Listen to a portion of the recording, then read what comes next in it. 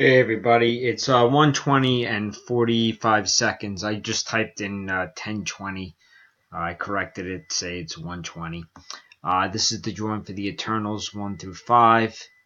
Over here are the 20 filled spots. If you look at these are really nice copies, and I'm actually surprised at how high issue 2 is going for now. I know it's the first Celestials and everything, but nobody was really looking for it. Now, recently, that price really skyrocketed along with number 1. I believe number 5 is also like a $25 book. Number 3 as well. So, again, nice books. Somebody's going to be very happy with them. Let's find out who that is. Number is 10. I'm going to randomize 10 times. Name at the top of the list. We'll get all 5 books. They will ship on Monday, most likely, unless I have time to swing by the post office tomorrow, which is Saturday. All right.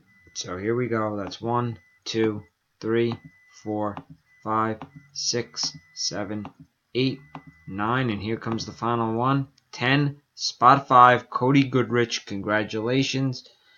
Time is 1:21. 1:20.